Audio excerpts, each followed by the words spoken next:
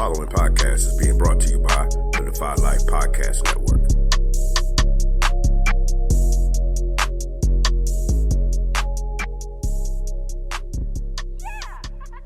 Maybe we can still heal you. Why? So you could just lock me up? No. Just bury me in the ocean with my ancestors that jumped from the ships. Because they knew death was better than bondage. Oh, you think darkness is your ally? You merely adopted the dark. I was born in it, molded by it. I didn't see the light until I was already a man. By then it was nothing to me but blinding. The shadows betray you because they belong to me. In the hell do you think you are? Okay, it's not working out. I'm gonna need the suit back. For how long? Forever. Yeah, let's No, please. Let's have it. You don't understand. This is all I have. I'm nothing without this suit. If you're nothing without this suit, then you shouldn't have it. Okay?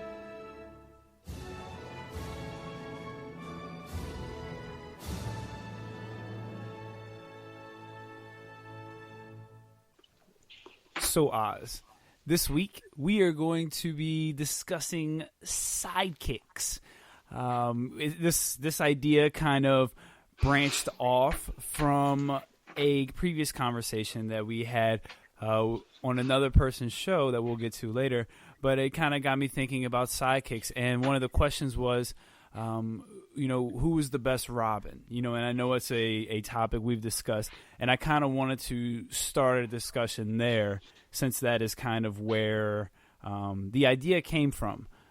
So I know we've gone over it again, so let's kind of get this out the way. Who do you think is the best Robin, and who do you think is the worst Robin? I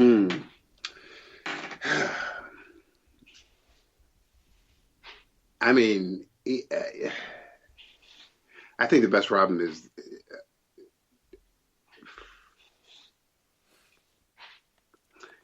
that's a hard tussle, man. To me, the best Robin would be Dick Grayson or Tim Drake. You got to pick one.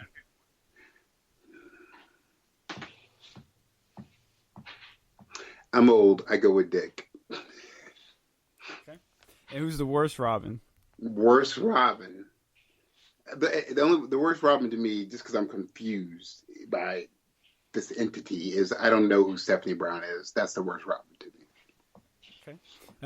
Obviously, everyone is going to know I picked Dick Grayson. To me, is the best Robin. We can agree. See, we can agree on things. This is awesome. I think Jason Todd's probably the worst Robin. Really? Yeah, he had the best glow up out of all of them.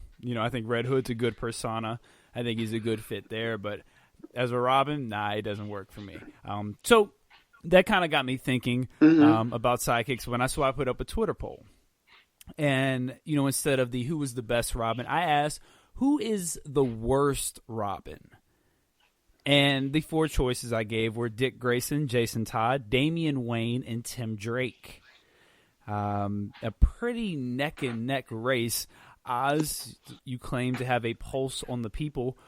Who do you think they chose to be the worst Robin, and who do you think the people gave the least amount of votes to? Between who? Damian? Between those four. Tim? It's Damian, Tim, and who are the other two? Jason and Dick. Ugh. I feel like people are going to say Tim is the worst. Okay. And who do you think had the least amount of votes? So, and I guess saying who do they think is the best by having the least amount of votes? It's a toss-up between Damian and Dick, but I'm gonna go with Damian. Okay. And with 39... It should be Dick. It should be Dick, but I'm going with Damian. Okay. Over 100 votes cast with 39% of the vote. Edging out second place, who had 38% of the vote. Wow. So let me go ahead and read second place. Second That's place interesting. was Damian Wayne. Wow. With 38%. Okay. Uh-huh. First place, Jason Todd with 39%. Wow. Okay? Who has the pulse of the people? Regular Scott. The regular dude has the pulse on the people. Oh, I mean, Tim Drake 16% and Dick Grayson had 7%. Of course, dude. Of course. Couple Twitter comments that were left. JVD of the Villains the Man said, "Stupid Damian Wayne." You know where he voted. Our good friend JD. Make sure you check out him and myself on the Showdown Pro Wrestling podcast. Cheap plug. He said Jason Todd. Shameless. He said Jason Todd. The only memorable thing was getting beat with a crowbar and losing a 900 number vote. I like it. I get it. Ghost of the Stratosphere said Damien started slow but ended up being a worthy addition to the Bat lore. Jason Todd has always sucked. Sucky sidekick. Sucky rebirth. And should have left him dead. I see that because the way I just see that, in if you look at the history of the I don't know even what to call it, the history of the nerdom or the history of just sci-fi or whatever, or just like the folklore. You want the son to take over the mantle what the father does. If you look at Panther, it's always son pass on to son, pass on to son to father, father, father. So it's nice that you see Damien do that. But yeah, I you know what, I take it over. I agree. Jason Todd is pretty useless, but I do like Tim Drake as a non-family member and non-firstborn who is most like Batman. Super methodical. The Blurred Corner said, "Didn't mean to click Dick. I meant to click Damien after rereading. So Dick Grayson would be even lower and Damien would be even higher. So we could have even had a draw there." He meant to do it. He's just trying to apologize now. Kevin.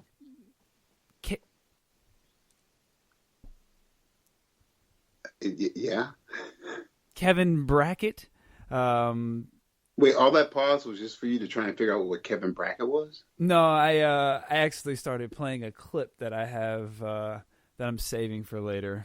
One of your private clips. Okay, gotcha. Yeah, little technical difficulties. Sorry about that, ladies and gentlemen. It's a little clip I'm saving for my final blow. I was like, Brackett doesn't seem like that tough. My bad. Okay, cool. Sorry about that, everyone. Kevin Brackett said, "Weird you misspelled Damian Wayne 3 times." And another one that I enjoyed was Tyler Bickle. That was great. I think you'll like this one then. Tyler Bickle said Chris O'Donnell. There's some things I wish I could wash out of my brain. And one of the things is the scene where George Clooney is talking deeply to Chris O'Donnell and saying, "My brother, my partner." I'm like, he's not your brother. I was like, this cat has never been your brother. This is like, you should be like, yo, my adopted son. But I was like, oh, terrible. That's also when they have the nipples and the Batman suit, but whatever. It's fine. All right. I always wish they would have shot bullets or some kind of battering out of it to make them useful, but whatever. Before we set the table, I do want to kind of ask you this and kind of get your take on this because we might have different opinions on it. We might not. Is a sidekick the same thing as an apprentice? Oh, man. Because I think they are the same, or at least they can be the same.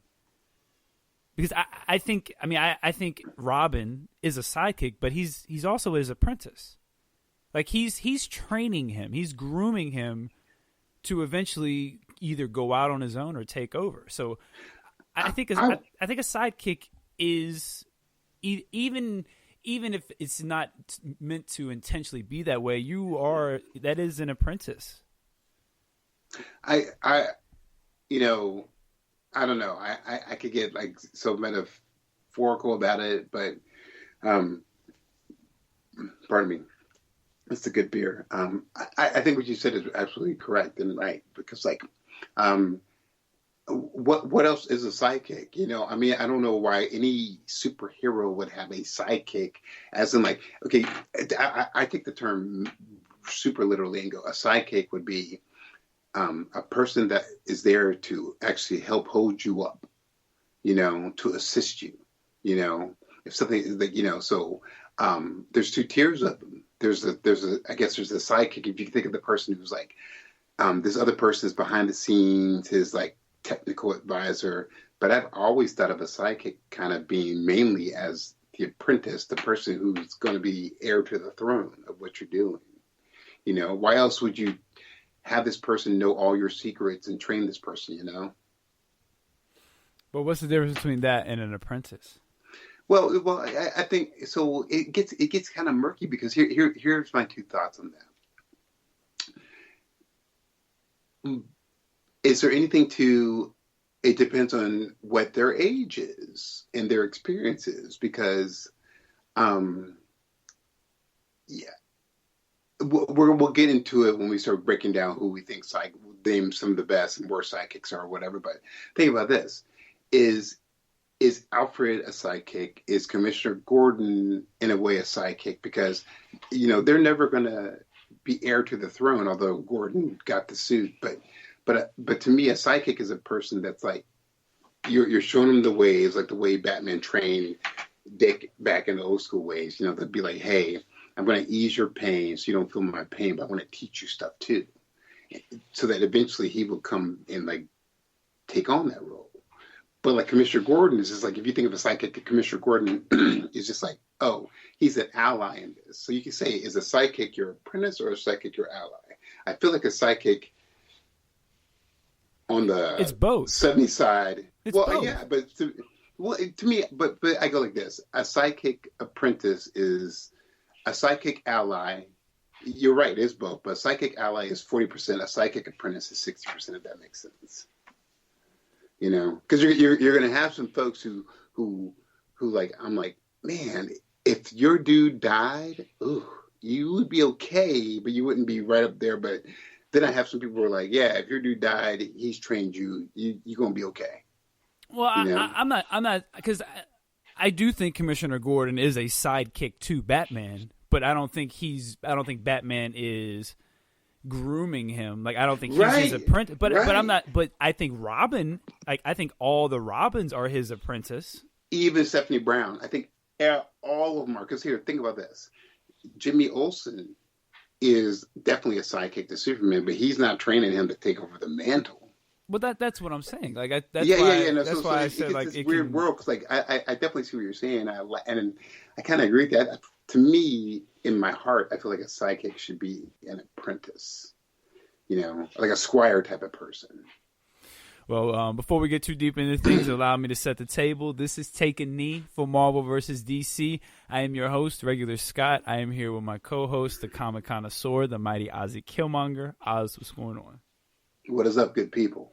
You can find us on Twitter at Knee for Marvel vs. DC. That's the number 4. You can also email us at Knee for Marvel vs. DC at godefylife.com. You can download our podcast at thefylifepods.com. Also, anywhere you get your podcasts, Apple Podcasts, Spreaker, Radio Public, TuneIn, iHeartRadio, Spotify, all those places. Make sure you subscribe, like, leave us a 5-star review, comment. We are all over Twitter. We've been putting up plenty of polls, all types of things. I think Oz might have another follower. Oz, tell him where to find you at.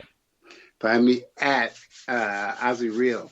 I might be actually up. I might be breaking the 20s. Can you spell that for him? Like, oh, sorry. You can find me at capital O ZZIE capital REAL. there you go. And you know, and I'm telling you, I feel good. I feel like by this summer I'm gonna break 30. Okay. We all have our milestones. Yeah. Yep. That'll be next summer. Oh, that was like the biggest bird. So a couple things before we go to our news tidbits. A couple shout outs I want to give. First off, I want to give a big shout out to Unsupervised. Oz and myself were fortunate enough to be guests on that podcast with great. our friends Hollywood Paul, West Coast Jay, also known as Macho Man Vandal Savage when he comes on here, and hosted by the man himself, Mr. 2 for Tuesdays Money. We appreciated the invite. We had a blast. I'm glad Oz got to get his political fix in. That was good. He even got to talk a little sports. So I did. I held my own. So if you want to hear Oz talk a little sports, get his political rants in, and really, really be in his element, then definitely go check that out. Those guys put on a really good show. We had a blast over there. So good. You're only going to hear me half the time because I kept cutting in and out, but that's okay. And also you only hear him half the time because between me and Hollywood, we are rant kings. Well, I'm going to be in negotiations with Hollywood to make a movie called not the Rat Kings, but the Rant Kings. We bring Hollywood into your nonsense, man. He ain't on no rant. He ain't on that Rant King level. That's you. You're the next Netflix series, the Rant King. You're gonna be right behind the Tiger King. Yeah, I'm just gonna tell you, man, it was great because like I everybody's got their own little kind of like, this is a little more plugging on the show. Everybody's got their own little niche. We've had West Coast Jay on like multitudes of times, and he's a connoisseur, devourer of the good things too. Money is just like I don't know, you want to say this guy like straight up, he's like straight money, dude. He's solid, and Hollywood is like, he knows the biz like I know the biz. It was cool. It was very cool. Love it. They're with it. They're on top of current affairs, from sports to the news to the bullshit of it all. They're smart. They're smart dudes. They're worth a listen. Yeah. If you want to hear Uncle Oz say exactly what somebody else said, just like that, just like I did, that'll be a great listen for you. But if you want to hear it said more eloquently, like I said, thank you. And the week before that, I was on the Defy Life podcast doing the fantasy draft. Oz definitely wasn't on that one. Yeah. Like regular Scott said, I wasn't on that one. Yeah, there was too much sports talk for that one. So. Yeah. Too much sport. Just like you said, I'm going to repeat everything you said. Just too much sport. Yeah, dude. Hey, but I heard you got a beat down too. Yeah, yep. I took a couple licks in that one. So that was a couple weeks old. Verbal fisticuffs. Yep. So you can check that one out as well. And we also recorded a couple episodes with the Villains Demand, JVD and Evan the Great. Well, I recorded a couple episodes. Oz recorded one episode. They could only tolerate them for a certain amount of time. Oh, I didn't make the cut on the show. Yeah, he didn't make the cut for the second episode, but we had a blast. It was a lot of fun. I think it's going to be very interesting. If you listen to the last time we were on when we did the Gauntlet with Nightwing, this one is kind of the sequel to that. Just some kind of plugs all the way around. And for my final blow, I will be playing a outtake from that episode. Let me guess who's going to be in the outtake. Hey, listen, all four of us are in it. Oh right, but let me guess. And listen, I'm not really good at this guessing game, but let me guess who will be clowned on this outtake. It's 4 people, so I got 4 chances. It's like 25%. I have a feeling I know who's coming. Well, I'll save that for the final blow. But yeah, so we've been busy, man. We've been grinding. We've been trying to put out some good material. My JD and myself. We did a little watch along with Masao and Kawada from All Japan, a little old school match. So you can check that out at Showdown Pro Wrestling. Follow us on Twitter there. Yeah, it's quarantine. We've been getting some things done, man. It's been a lot of fun. I've been reading a couple comics. I just started rereading Kingdom Come. So I'm looking forward. Oh yeah? Did you finish it? No, I haven't finished it. Yeah, I only got through the first chapter. Or not first chapter, but the first book. Let me ask you, you did finish it the first time though, right? Yes, first time finished it. Okay. Oz, are you reading anything? I'm reading a lot, actually. JBD and E, they hit me to I just because they mentioned it, so I got a taste of it. I just finished the first 25 issues of Immortal Hulk. I reread. I do two things. I try and reread at least once a year. Watchmen and Zombie, XOMBI, if you're looking for it. We're not. And they're just two super brilliant books. They're really smartly done. If you're looking for a good story and a good spin on like the superhero motif, those are good. And I've been doing Iron Fist, and that's it. You playing music in the background? What you doing? Are you jamming out? What's going on? You playing? You got your iTunes open up to your get Spotify on? What's going on?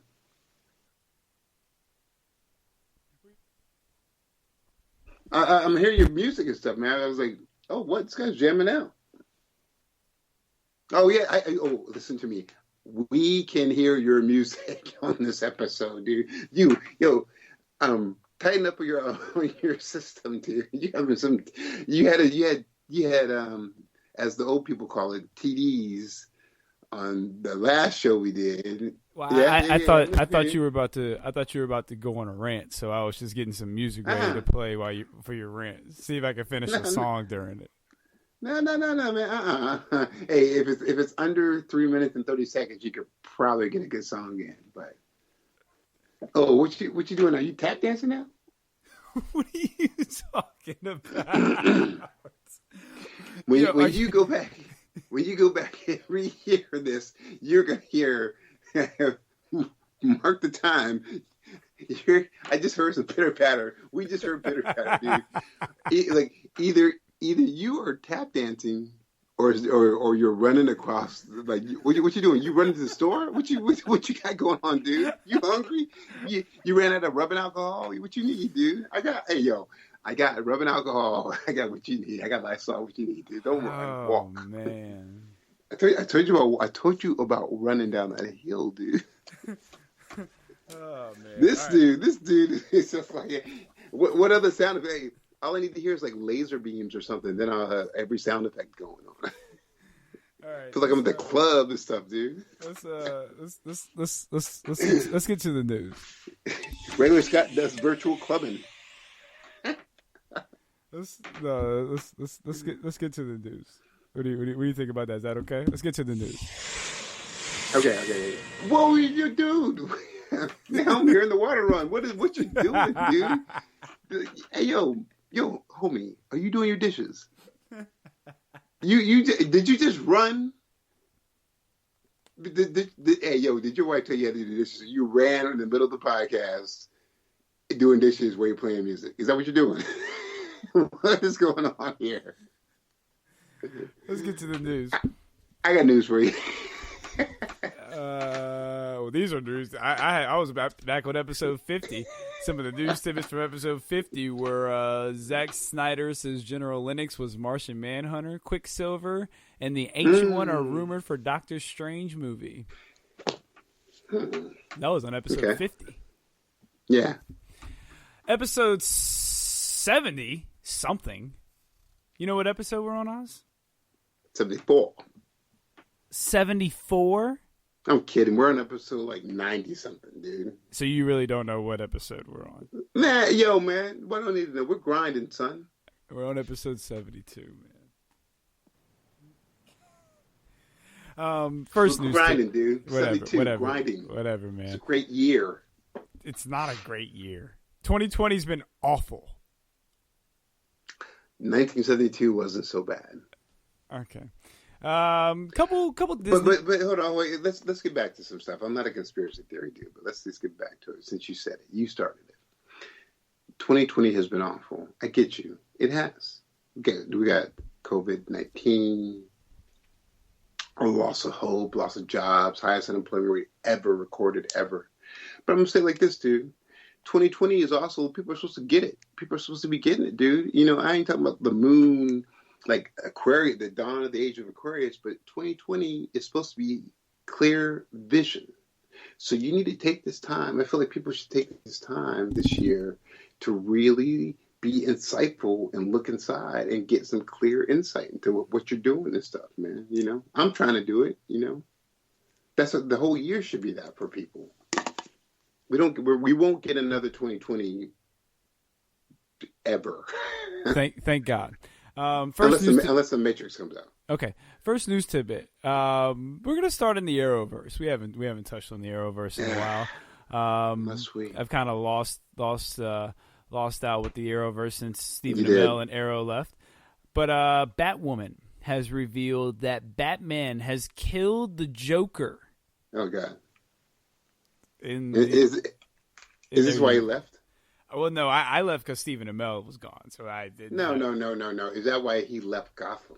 Oh, is that why he left Gotham? I mean, I don't know.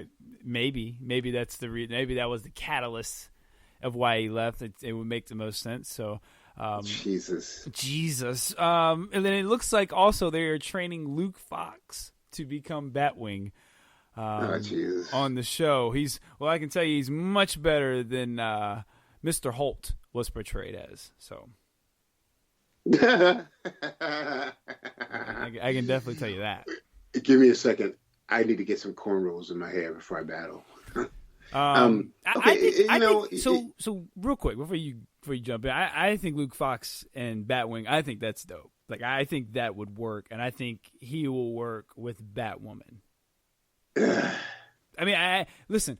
You're not going to get Batman in the Arrowverse, so why not just? I'm not opposed to them using every other Bat family member, especially some of these, lesser known guys like Luke Fox. What's the harm in using him on an Arrowverse show?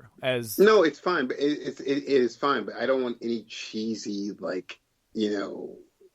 costume, cheesy CGI, that kind of thing. That's the only beef. And then I watched the Batwoman episode to figure out what's going on with all this nonsense. But I'm just like, I was really never hip to the show, man. I was like, I get you. I see it. But I'm like, all right. It just never really kind of made me go, I need to see this. Well, you've never liked the Arrowverse, so why would you think you would like this show? But that's not even true. I was a huge fan of The Flash, man. Actually, as a matter of fact, the whole fam, my wife and my son, we would all sit down and watch Flash. It was like a really crazy ritual we used to do. But to get it really straight, I was never a fan of Green Arrow. As soon as that dude started like slicing people and killing people, the first 2 episodes, I was like, I'm over it. That was the best part of the episode, was when he said when he said no one can know my secret, and he snapped that dude's neck. That was the best part of the first episode. I get it. That was the part where I was like, okay, I'm in. Yeah, but then you have to think, there's like that was dope, man. Like, no. If you ask people are gonna be like, God, yo, that's when I got into this. Yeah, that was nasty. But if you do, for me, it's always this code of ethic, If you want to be, you got to get to and you know what? Maybe I'm I was born a generation I'm an older generation too much, but I just like, what's the difference between a hero and a villain? And that's the thing that defines you. And so him going around doing all that stuff, and I'm like, oh man, Well, to be fair, there was a definite story, purpose, and story driven reason why he was doing that. Like he wasn't just like a merciless killer. Yeah, but I'm like, what I always love, the only reason I love it because I had a hard time reconciling when I was younger. It took a long time for me to figure out and reconcile with it. But I always like the hero that goes, no, I'm not going to kill this person. I'm bringing this person to justice. So people be like, are you stupid, dude? Go ahead and kill this fool so he doesn't come back and mess with you more. But that I love was like that. But then that's why I grew to love Batman. Just for the fact that he's like, I'm not these people, dude. No, that's not the point. I don't care if he does come back again. The point is like, to let him know that like maybe at one point there is a chance for redemption. That's all he wants, you know. But the whole first season was about him saying, "I'm not a hero," and him him realizing that I don't have to kill every like that was. Yeah, I know, but then like man, I feel like there's like he's got so, and you can see like yo Steven, that dude is to me he's a awesome actor because he's gotten a lot better. He's gotten a lot for better. what. Well, you know what I'm gonna say this, dude. He started. I think he might just be a one-trick pony, but I started seeing like maybe I was projecting on him, but I started seeing the grimacing on his face and like how it started weighing on him, especially in his words and stuff. Like he's like, oh, being a hero was tough, but I just don't like that. That you know, because at some point you have to be like, hey, yo, man, I get you. You got to pay. You were gonna have to deal with some stuff that you have to like, you know, that you did. You know.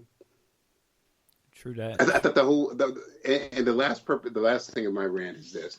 I thought the whole purpose of the hero motif and the hero genre and the hero mythos is that, you know, you're as a human being, you're working up karma. You're just working up karma so that the next time you're not a cockroach. The next life you're kind of like more evolved, you know. So as the hero, you're not taking life, you righting wrongs.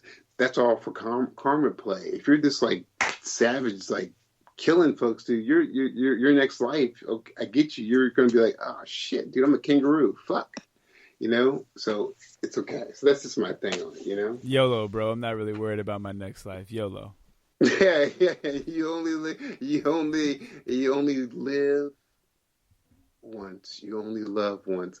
I don't believe any of that. So. Okay. Well, it's only one of the two. It's not both of them. Well, I'm gonna say it like this. Okay. I dig on Walt Whitman, who said it very plainly. Song of myself, I contain multitudes. You know. All right. The Sony Marvel Universe has officially been called the Sony Pictures Universe of Marvel characters. They're just like, you ever heard of the Marvel Universe Handbook? We are that for film.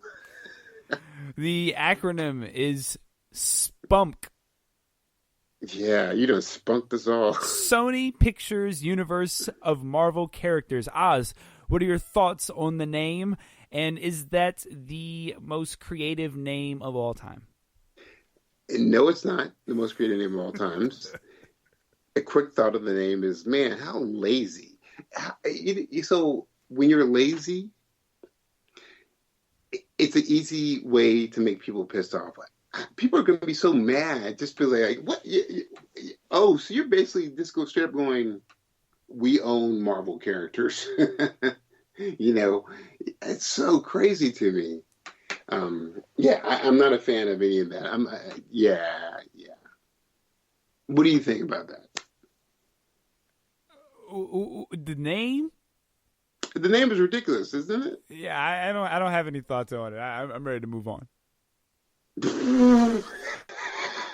Perfect. That's what I think about the day. I'm ready. What do you think about this? We're moving on. Yeah. Perfect. Yeah. What is stupid? It's like we are.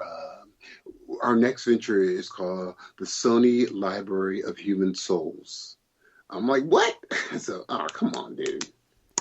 Jeez. Jesus. I said "jeez" that time. Come on. Oh, brother. You did. Okay. But usually you say, come on, brother. Usually you say Jesus. That's what I mean. Wait, Jesus. I know. Yeah. Because you know the reason they do that, because every time they say that, you always repeat it. Jesus. You be killing me with that, Jordy. I know. Because you know why? Why? People think like when people say Jesus, like that's an easy way of being like like dismissive of the whatever you're talking about or whatever. But I'm saying it because I'm like, man, God, I need some more wine. You know. I'm like, God, I have a ton of water here. I need some wine. God, Jesus. Oh my God, my beer filled up. I think so. All right. Easy. Okay. Just right. let's just take it easy. Beer 3, fight. Shout out to JVD and the Village Demand. All right. So next bit of news. Now, we don't know when exactly the X-Men and the Fantastic Four are coming to the Marvel Cinematic Universe, but a new rumor has come out that it is going to be in the vein of the Ultimates, and they're going to be adapting the Ultimatum storyline. Stupid. According to the MCU Cosmic, the studio is developing an adaptation of the 2009 miniseries. The 5-issue story saw Magneto losing control after the deaths of Quicksilver and Scarlet Witch. The X-Men and Fantastic Four and others unite in an attempt to stop him. Oz, as quickly as you can. I know this is going to be hard for you, but as quickly as you can, give us a brief kind of description, and I'm going to play a nice little spoiler alert here for the Ultimatum storyline. Just a brief kind of description of the Ultimatum storyline and why it is kind of a heavily criticized storyline. I'll make it really brief. Like, I can't even remember it. I remember reading it and the whole Ultimate thing. Like, I was into the Ultimate Avengers, but the whole Ultimate Fantastic Four and the Ultimate X-Men, not a fan. I got my reasons for it. If you know more, please break it down. But it's just it's kind of foggy to me, but it's just not really cool. No, I don't know a lot about the Ultimatum. I have the Ultimates. I think one of them is from you, actually. Actually, they both might be yours.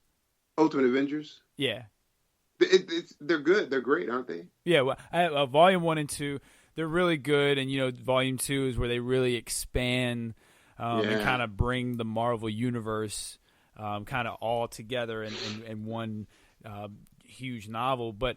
So I don't particularly remember this storyline either. And if you don't remember it, I certainly don't feel bad for not remembering it. No. But I do want to have a quick rant. Like, give me a 30-second rant. The reason I have Hey, before you, first of all, I need you to stop lying before you go on your rant. Okay, I need you to stop lying because it's not going to be a 30-second rant. No, I get it. But I purposely have a stopwatch there. So I can time myself. I can try to time myself. Here, I'm gonna make this really simple. Okay, I could break down 2 parts. Okay. Fantastic Four Ultimates. I'll get to the Fantastic Four. Let's do the Ultimates. Ultimate Avengers. I really did like the storyline. It was cool, interesting. Please, listeners, chime in, everybody. We need it. Ultimate X-Men was this. Dude, the cats who wrote Ultimate X-Men never even read the X-Men comic books. They just based it off the movie. And I was like, what? And so that's a problem. And then the Ultimate Fantastic Four got so blurry and so crazily stupid. And do you know my one beef with Ultimate Avengers? Man, they made Ultimate Black Panther crazy and a chump. It's just ridiculous, dude. You can write and do an amazing Fantastic Four movie if you believe in yourself that you can do it. You just have to believe in yourself. No doubt. That wasn't bad, Alex. Don't you think that, dude? Don't you think there's a really cool Fantastic Four story if they just said, "Fuck it, let's just do it, dude"? Well, I mean, we've talked about it with multiple guests. Until there's nothing left to talk about, right? I mean, because everybody knows. We've had JD on. He's talked about it. The Villains, the Man have talked about it. I'm pretty sure the Nerd Cantina, when they came on, they talked about it. Man, West Coast Jay, everybody has talked about it. Yeah, we've all discussed, different Nerds with Friends.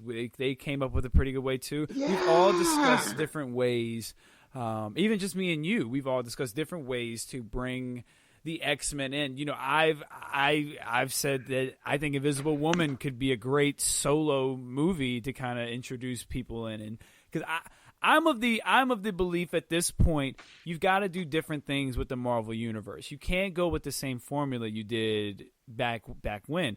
I think you introduce characters in some of these established movies. That's why I think you put a Storm in a Black Panther, and you drop a Matt Murdock or a Jennifer Walters in a Spider-Man, and you drop an Invisible Woman. I love it. I love it, dude. I mean, and you kind of build your characters that way. You drop a couple Weapon X characters in Deadpool. It's all going to end up being in the same universe anyway. So, that's just where I'm at. I think at this point, they're going to do what they're going to do. So and this is why it's like the part of like lunacy and craziness to me. DC like basically threw up movies just to try and catch up with Marvel when they knew they had a good thing with animation.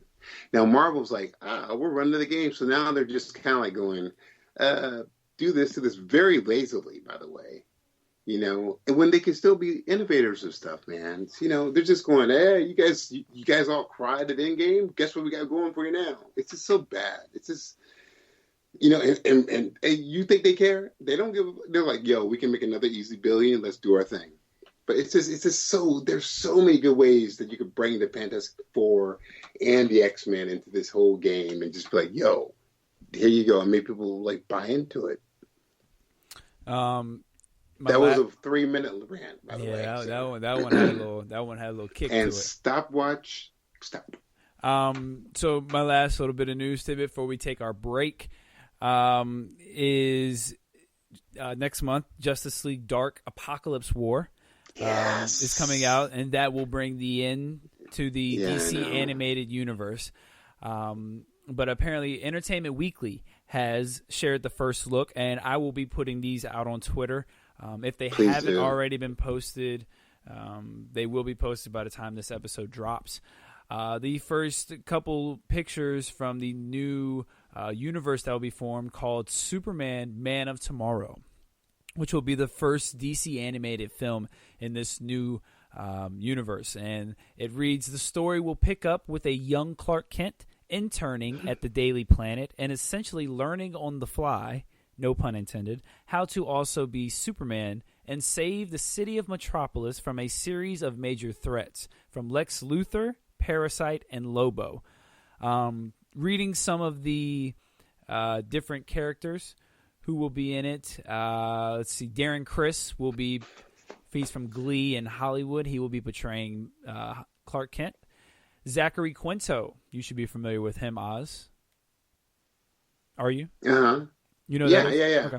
Okay. He will be portraying Lex Luthor, or voicing Lex Luthor. Alexandra Daddario, True Detective, San Andreas, Baywatch, will be voicing Lois Lane. Lobo, as I said, Brett Dalton. Ryan Hurst, remember the Titans, The Walking Dead, Sons of Anarchy, Opie. He will be voicing Parasite. Ike Amati will be voicing Martian Manhunter. Neil Flynn, Jonathan Kent, and Bellamy Young as Martha Kent. So, Oz, what are your thoughts on a young Superman getting kind of a Smallville-esque, maybe a little bit after the Smallville series kind of story, kind of telling that in between? What are your thoughts on this? Are you excited about a new universe? And how do you feel about them starting it off with the old and true Superman? Well, Superman's the iconic one, and he's an easy, surefire bet. I'll watch it. I'm pretty excited. I'm looking forward to it. I still feel like there was still more to explore in the other universe before they decided to go ahead and chunk it. But yeah, I do. It's DC animation. Until they show me they can't do it, I'm all in. So, follow-up question to that. Since we're getting a young Clark Kent, a young Lex Luthor, a young everything, a Lobo. So that means young Lois. Yeah, young Lois. We're going to have a Lobo that's going to show up early on in Clark Kent's life. Obviously, this is going to be, he's not going to be young, but a younger Martian Manhunter is going to show up in a young Clark Kent's life. Are we going to see in this universe a young Bruce Wayne, like a year one Bruce Wayne? And if that's the case, like, so that means we're not getting any type of Wally West or any character like that. We're going to be getting the OG characters in this universe. Is that a good move or not? Like, that means no young characters, like no Dick Graysons, Barbara Gordons, Wally West. Right. We shouldn't. Well, is that a good move to kind of bring the OG characters back to reboot this new universe, or should it be a mixture of the OG and kind of introducing some of the newer characters to kind of carry on this newer animated universe they're building? We don't know what universe they're dealing with anyway. First of all, if it's like still another continuum or whatever, I don't mind having so here's the problem. Again, I want to try and articulate it properly. With the whole DC animation, if you're going to start introducing a young this, young that, those characters were all still young.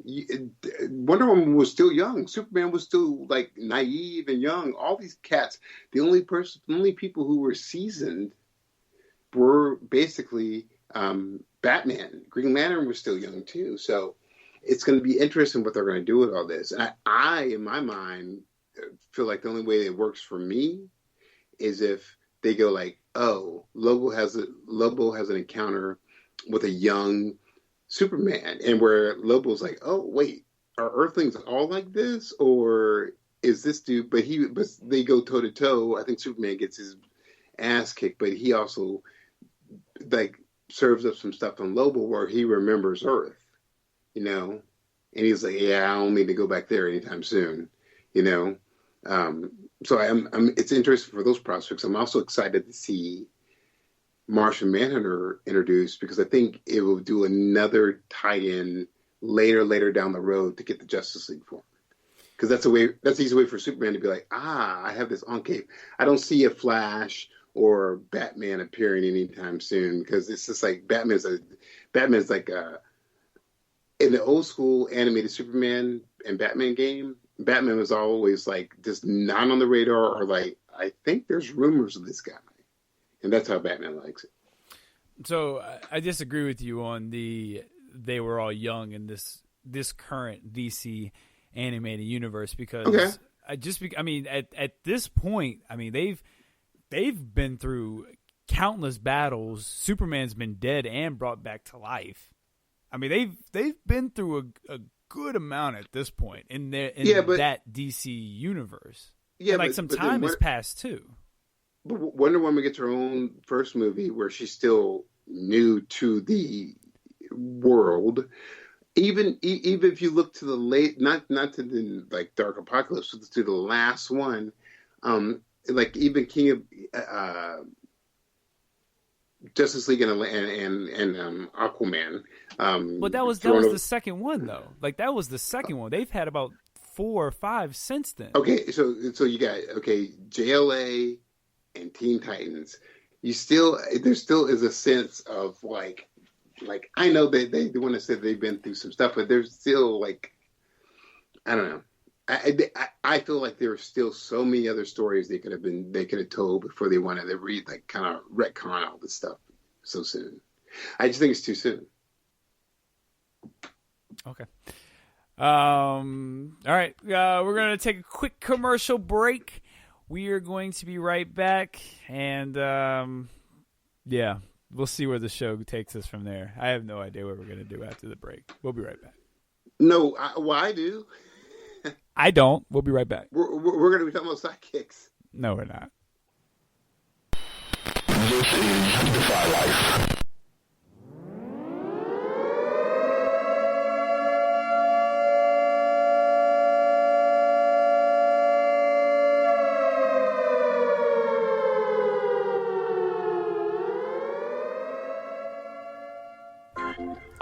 Welcome to the Defy Life podcast. Join JR, Thomas, and Al as they take on topics in sports, politics, current events, family, and more. Insightful, hilarious, always unique. New episode every Wednesday. Powered by the Defy Life Podcast Network. Listen at DefyLifePods.com and everywhere else your favorite podcasts are available. If you're not rocking with Defy Life, what's your life about? You're going to have me, man, you're going to have me ranting right here, son. I'm kidding. All right. We are back. You heard Oz talking to himself as we came back from the break. He's been doing that the entire time the commercial was playing. 42. The answer to everything is 42. Always have a towel with you. So go ahead and continue the rant that you were on that they all heard.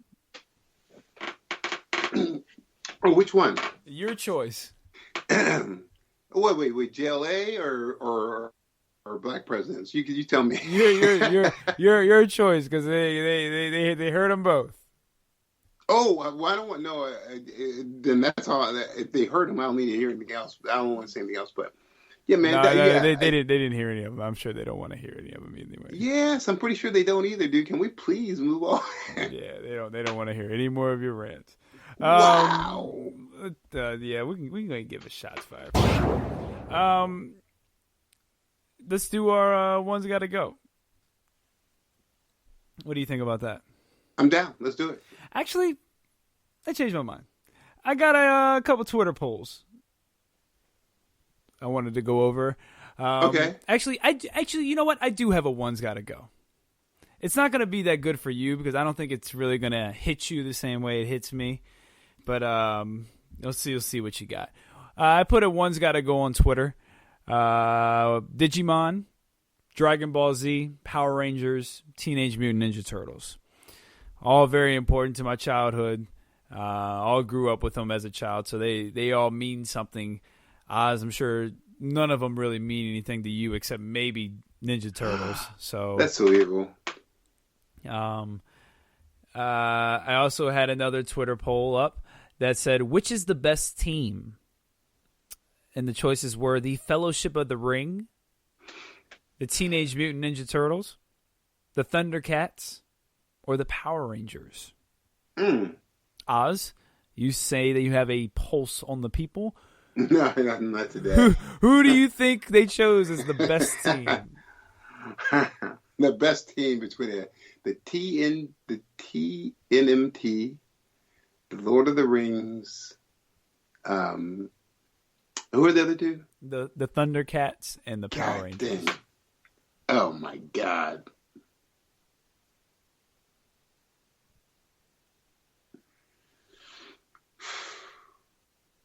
I know what I would say ThunderCats. Okay. With 34% of the vote. Oh, this sounds sad to me. The Fellowship of the Ring. Of course. Comes out on top. Second place with 33% of the vote. The Teenage Mutant Ninja Turtles. And with 17% of the vote, Oz has picked the ThunderCats. And for some reason, everyone thinks that the Power Rangers is the worst team of this group. Yet they think, they think the band of individuals, like the Fellowship of the Ring, that split off into 5 different groups, is the best team. That's the group that we think is the best team. The group that in their first time going out together, one of them tried to kill the main guy with the ring and then had to go and redeem himself and get himself killed. So you should not pass, dude. Well, no, I'm talking about old boy Ned Stark. If you really want to break it down, the Fellowship of the Ring was basically just like 2 people trying to get rid of a ring. Well, the Fellowship of the Ring is more than 2 people. Yeah, man, it's basically Frodo. You need to get rid of this ring. Okay? Well, I think the Fellowship of the Ring is more so about bringing the team together and starting them on their ways than actually... Yeah. I get you. Sam, what's his name? Sam Bean or whatever. It's just like, damn, I got to die in this movie too. For real? That's my thing. So, I die in every movie. I'm very surprised that that was the group that was chosen as the best team. Yeah, like here, I want you to visualize in your mind a free for all. Let's get it back down to to how our friends do it. I don't care if you want to do a jungle, warehouse, whatever. Imagine all four of those teams having to go ready, fight, and they're all fighting each other. Well, the first ones to lose is going to be all the Fellowship of the Ring except for Legolas. No. Gandalf, Legolas, and Aragorn all survive. Nah, Aragorn's gonna die. Wait. Aragorn's gonna die. Dude, man, he's got that. He'll. I think he's going with some Ninja Turtles. He is not sword playing with Leonardo. I'm not taking Aragon in a sword fight over Leonardo. I'm not taking Aragon over Leonardo. Ranger versus literally a mutated ninja. Or Lion-O? Hold on. Or Lion-O? I'm not taking Aragon over Lion-O. No, but we're talking a free for all. Because, Turtles are taking out ThunderCats. But I'm going to tell you like this. Frodo puts the ring on and slowly kind of eases back and watches the fray. No, I'm going to tell you exactly how this goes. The Power Ranger's going to be like, yo, what are we fighting these guys for? Let me get my Megazord. Yeah, I'm not fighting you. Alpha 5, I need help. Yeah, I'm not fighting you. What do you Zordon. Come on, man. I mean, and look, even if they ain't got no Zords, they're just gonna be blasting people. What is Aragon gonna do when one of the Power Rangers pulls out their little pistol they got and starts shooting at him? Respect, dude. Like I said, people who chose, and I love our listeners because they are smarter than I will ever be. But people who chose that, them lasers have cut down the Fellowship. The Fellowship of the Ring is pretty sad looking right now because it's just like Gandalf and Legolas going, oh shit, Jesus. But then the turtles, dude, I envision some lasers bouncing off some shells, but yeah, I'm having some turtle soup, dude. They're not going to survive too much. Oh, dude, that's my pick to win it. Are you insane? I'm definitely taking the Ninja Turtles over the ThunderCats and the Power Rangers. Dude. Thunder. Because look, the Power Rangers going to take them out. The Power Rangers going to take them out. No, the Sword of Omens is slicing through everybody, dude. Nah. And Lionel with the whole gauntlet too. You give me a break, dude. Nah. Oh, yo. Nah. Hey, yo, hold on. Panthera is up in the Thunder tank is just running over fools. Well, hold on. If you using the tank, then why wouldn't they just use their Zords? Oh, respect, dude. The Zoids can come out, but that tank is going to do some damage to them. Bro, and Zoids. The Power Rangers have an infinite amount of Zords to use. There's and the technology is so much more advanced. Well, if you want to get down that rabbit hole, there's a Thundera is still alive, and there's a ton of ThunderCats too, homie. I'm not taking the ThunderCats over the Power Rangers. Have you heard about Draken? No, I get it. Remember, this is a free for all. Turtles are still like everybody's out for self. I feel like Power Rangers are dying. Hopefully, the Black Power Ranger survives a little longer than the rest. But then Chitara, she's getting hurt, dude. And you don't even know which version of the Power Rangers I'm picking. You don't know which version of the well, there's only one that's really good. And they're all the same people. There's so many different incarnations of Power Rangers and stuff. Come on, man.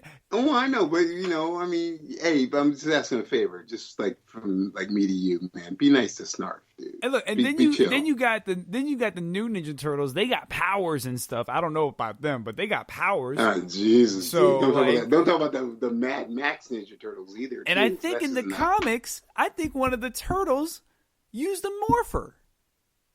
It became a Power Ranger turtle. Well then, look, I'm telling you like this, dude. Because I'm pretty sure Shredder became the Green Ranger. You can do whatever you want to do. I'm bringing the whole. The castle of the ThunderCats too. JVD, Evan the Great. I want to see the Power Rangers. I'm sorry. Yeah, the Power Rangers versus the ThunderCats versus the Ninja Turtles on top of a rooftop. Let's get it.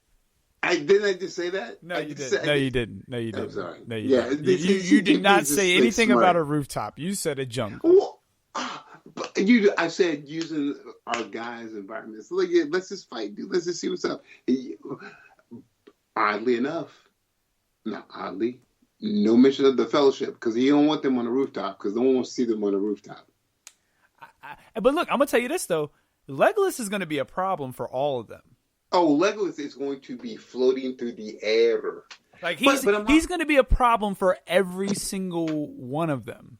But I'm getting you too. Like this man, I just rewatched the movies. Like Gandalf is an awesome sword player, and he is a magician, dude. Those two are going to be lethal. Everybody else is like, you're done. But those two are pretty lethal, man. Gandalf on his last leg, man. Dude, Gandalf was about you shall not pass. Turn it to the white Gandalf. Little do y'all know that when Gandalf was falling, he was like, "Man, I was so tired, I couldn't run no more. I just had to drop the whole thing, drop the whole bridge. I couldn't run no more with him." Nah, man, yeah, you joking on Gandalf like that, dude. Yeah, them turtles is just like, oh, Splinter, help us. Hey, Splinter's like, I cannot help you with this. Nah, they're good. All right, so one's got to go. This one, I'm not sure how this impacts you, so I'm going to kind of make this one up on the fly. One's got to go. Ninja Turtles, Star Trek, Justice League, and Are you insane? The Avengers. Okay, Ninja Turtles. Okay, Star Trek, Justice League, and The Avengers. One got to go. Avengers. Okay. Justice League. JSA. Star Trek. JSA or Star Trek? Wait, Justice Society of America? Come on. Oh, man, please, dude. Hey, Star Trek stays. I'm biased. Star Trek is there. Yeah. Star Trek. Uh-huh. I'm listening. Reading Rainbow. But they're both the same. No, they're not. No, they're not. They're not. Little did you know, Jordan LaForge's great grandfather was the original person from Reading Rainbow. They should do a story about that. Okay. Yes. And they're going to be Picard, your great grandfather was a mutant known as Professor X. No, you like that, huh? I do. I kind of do. You got a kick out of that, huh? All right. So let's get to our main topic of today, which is going to be sidekicks. And we chose a very easy one. We kind of talked about before setting the table and whatnot how sidekicks and apprentice can kind of be one and the same, and they can also be something entirely separate. And a sidekick can just be someone who works with you and kind of knows their place. Like Sam Wilson would fit into the sidekick apprentice type fixture, but Bucky to me is just the sidekick, because I don't think Cap is mentoring Bucky the same way he's mentoring Sam. Man, that's so good. That's really smart. That's good. So that's kind of what that's kind of what we'll jump off and start this. But that is worth an argument to say if he was actually ever going to. Here's the argument for you. That's a really good point that he was never ever going to mentor him as an apprentice. But then once he became Winter Soldier and became his equal, that changed. Well, I still think you can mentor someone as your equal. I think Superman could mentor Superboy or Superboy. You know what I mean? And they're not equal, but they're not far off as far as strength and whatnot. No. You're right. But I think my point is Bucky is a sidekick ally to Captain America more than a sidekick apprentice. Oh yeah. But the Winter Soldier is a sidekick apprentice more than a sidekick ally for Captain America. That's what I was trying to say. So, who name a couple non-Marvel and DC sidekicks that kind of stand out? Now, Regular Scott, you tasked me to do this, and I went buck wild on it. Okay. So you. Let's get nuts. Okay, so first of all, let's do some parameters. Do you want me to do? You said non-DC, non-Marvel. That's fine, but do you want me to do TV, movie, comic book, or what? Anything you want. I'm gonna mess you up. So check this out. Are you familiar with Magnum PI? No. Are you serious? Yeah, I'm dead serious. So for all of our so for anybody who is familiar with Magnum PI, you're probably just like me, and you probably have received something in the mail that says you're ready for AARP. You should enjoy that. It's a badge of honor. So Magnum PI was this old detective show back in the 80s. This guy, white dude, who like was in the Vietnam War, sick of war, was like, yo, I'm going to Hawaii to chill, but he's an excellent detective. He's great. And so he had two buddies, Rick, who's just a con artist but owns a bar, and his other buddy, who Rick is white, but his other buddy is TC, who is black and an expert helicopter special ops dude. So Magnum PI is also like a pimp because he lives in this mansion that's owned by this writer that you never ever see or hear about. Robin, I think his name. But anyway, so I say TC. TC is the helicopter guy for Magnum PI. I shouldn't use that because you don't know who he is. I'll have to use something you know. I got a good one for you. Did you watch Casino Royale? Yeah. Are you familiar with Felix? I mean, familiar is a strong word, but I remember him. Okay. Oh, God. Yeah. Okay. This is going to be a tough show. So would you consider Felix an ally? I wouldn't consider him a sidekick. Okay. Okay, so this is going to be really tough for me. Did you ever watch the movie Unforgiven with Clint Eastwood? No. Okay. Here, where's my drink? Let me help you out with something else. Thank you, regular chat. Thank you. You made this show so much shorter now. Did you ever watch Napoleon Dynamite? Yeah. Okay. Would you consider Pedro a ally or a apprentice sidekick? He's not he's a sidekick. He's definitely a sidekick, right? He's definitely a sidekick. But is he? Remember, we know with psychics. Psychics break down to either apprentice or ally. So is he an ally or an apprentice? He's an ally. Okay, so I got another one for you. Ready for this? Okay. This is fun, dude. Is this fun? You getting a kick out of this? I love this because the tables have turned. Are you ready? Here we go. Yeah, I'm ready. And did you watch Forrest Gump? Yeah, of course I watched Forrest Gump. Okay, so would you consider Bubba? Oh, Bubba's an ally. He's not an apprentice. All right, awesome, good. So let's break it down to some stuff that you like, dude. Chewbacca. Oh, that's an ally. Yeah, right. Good. Okay, so Donkey from Shrek. Ally. Finn from Star Wars. Oh, whoa. Who is? You think he's a sidekick of Rey? Yeah. And Poe. No, you're right. You're right. Hey, but let me tell you this: straight up ally. Hey, regular chat. Let's go tit for tat. You do one, I do one. All right, go ahead. So I just did one. Okay, Tonto. Nah, dude, I really got deep in this, man. I got real deep in this. All right, that's an ally. Really? See, here's my thing. I feel like he is definitely sidekick ally, but I feel like there's a bit of sidekick apprentice in him too. Like, and actually it's weird because it's twisted because Tonto, from the way the old story went, he taught the Long Ranger how to live and survive off the land and stuff. So it's a very weird relationship. So that's a good man. Anyway, go ahead. Your turn. Apollo Creed. Ally. Oh, so you admit Apollo Creed is Rocky's sidekick? You think he's a sidekick? Okay. Well, here, check this out. Because I was going to say this to you.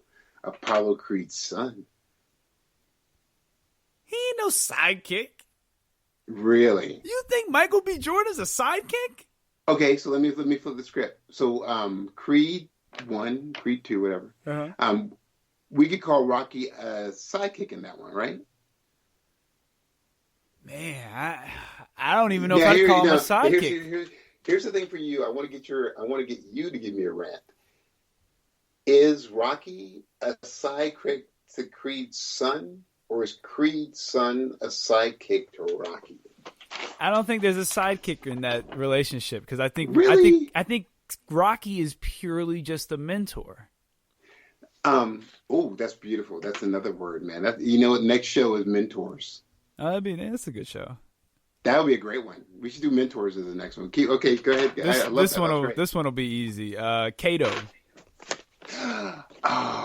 From Arcado from Green Hornet? Yep. He's definitely an ally. I don't think he's raised him. There's some racist overtones in that stuff. I don't think he was ever raising him to be his prodigy, the next heir. I think he's going, oh God, you're martial arts and you're my chauffeur. Yeah, I agree. What you got? Oh, this is right up your alley, dude. And this is a double whammy. Can you handle a double whammy? Okay. Casey Jones and April. Well, they're definitely allies. But Even Casey Jones? Oh yeah, and I would even call Casey Jones April O'Neil's sidekick. Dang, that's good. I would even go that far with it. No, that's good. That's smart. That's good. All right, here we go. George Costanza. I love the fact that you did it. I got deep with that stuff too. He is a sidekick apprentice because he wants to be like Jerry, dude. That dude do not want to be like Jerry. No. George Costanza definitely wants to be like Jerry. He's not an ally. I think Elaine's an ally. But I think Costanza, George the character, he definitely looks like Jerry. You have a great life, dude. He wants to be like Jerry.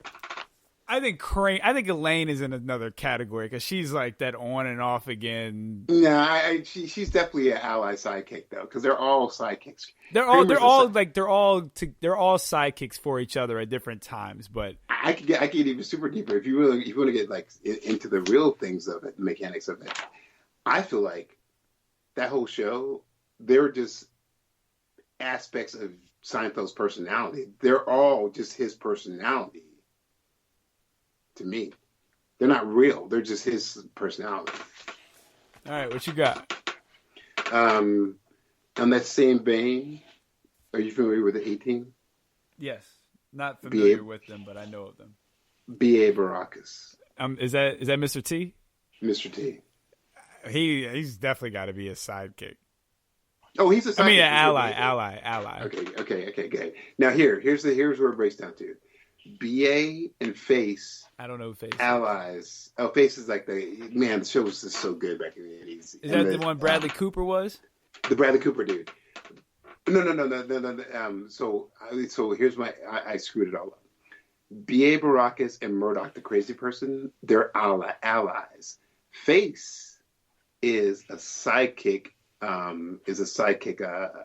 Apprentice. Apprentice. Thank you. Yes. Okay. Detective Stabler. Ally. Okay. Sidekick ally. And to flip it, Detective Benson. Sidekick ally. Ooh, wait a minute. I feel like she's sidekick apprentice, dude. Yeah, I think she learned from Stabler. Don't you think so? Yeah, I think she picked up some stuff from Stabler too. I think she picked up a lot of what not to do from Stabler. But with his, especially with family too. You know what I'm saying? Well, yeah, family with his temper. Oh yeah. Oh God, yeah. Abe Sapien. I don't know who that is. Hellboy, the fish dude. Oh, I don't know. I have a very limited knowledge of Hellboy except the movies. So I'll take that back because you're young and like not so wise. So give me a chance to redeem myself and give you this. Hit Girl. Man, I almost want to say Hit Girl is the lead hero. I took, dude. I got some deep ones for you, dude. I'm gonna go Apprentice. Okay, justify it. So I'm gonna say Apprentice because I think Kick-Ass teaches her how to be normal. and teaches her how to. He feels like I don't know about the comics, so I haven't read the comics to know. But just off the movie, I feel like he teaches her how to just be a normal girl and whatnot, and he doesn't take on the fathership role, but he fills that male figure role for her. And I think she does take things away. Like, he definitely learned from her a superhero tip, but I think in life, I think she learns from him. So it could work both ways. I think it does too. That one could work both ways. Okay. Yeah, because like definitely she learned from her father, taught him some stuff, but then, it's interesting. It's a weird ally thing. All right. Okay. You brought up Ninja Turtles Splinter. Huh? Splinter. Yeah, that is ally. There's no apprentice with that. He is a sidekick mentor. See, I think they're sidekicks to him. No, what? No, come on. How? Because they're all meant to be. What's the name of the movie? Look. You see, mentorship is a whole other category. Let's not do that. But no, you can 100. He is 100% their mentor. Hold on, wait, time out. That's not even a thing to even be questioned. But when we do our parameters, because remember we said we'll do mentors on a different show. Our parameters were sidekick as an ally, sidekick as apprentice. I never said he couldn't be. I didn't say they couldn't be a sidekick mentor. Okay. Well, I'll say this. In our category, that we had said, because I want to do a mentor thing on a different show. On our category, he's an ally. Okay, well, I'm saying he's a mentor because he's not an ally. They don't view themselves as equal to Splinter. Okay, but you do understand you just threw in another category. That's not another category though. Like, that's what he is. Right. Oh. I mean, that's what he like. No, he is that. But we were just saying. All right. Hold on. You dig what I'm saying? No, I don't. But I'll pick somebody else. It's not a big deal. How about this then? Here we go. I'm gonna pick Zordon. Oh, God. How about Zordon? Where does Zordon fit? Dude. Where does Zordon fit? He is okay, here. Can I flip this for you? Can I flip this for you so you can understand where I'm coming from? Uh-huh. Once again, he's not a sidekick. He is a mentor to those guys. Now, if you said, here, let's flip it and say Alpha 5. Alpha 5 is not a sidekick. Alpha 5 is definitely a sidekick to the What does Alpha 5 do on the field? Alpha 5 does nothing. Alpha 5, dude, he's been an ally to those guys, dude. My gosh, he don't do nothing but put some Windex on Zordon's little circular sphere thing and wipe it off. He ain't no ally. If anything, he's a freaking sidekick to Zordon. You can at least say that. Okay, I can give you that. Geez, but he is certainly not a sidekick to the Power Rangers. What you drinking, dude? No, what are you drinking? This is called shout out to Third Notch, local Charlottesville brewery, 40 Mile IPA. Yeah, shout out to y'all for getting Uncle Oz drunk on his third sip, talking about Alpha 5 as a sidekick to Tommy. And we were like, allies, apprentice. You're like, mentor. I'm like, what the hell is a mentor? I get you mentor, but let's for the next show. Right here. Let's get to the nitty gritty. Okay, ready? It's my turn. No, it's my turn. You just okay. Because you said they didn't count, so I'm gonna give you another one. I'm gonna bust you up with this next one. I'm gonna bust you up, dude. Anakin Skywalker. Perfect. That's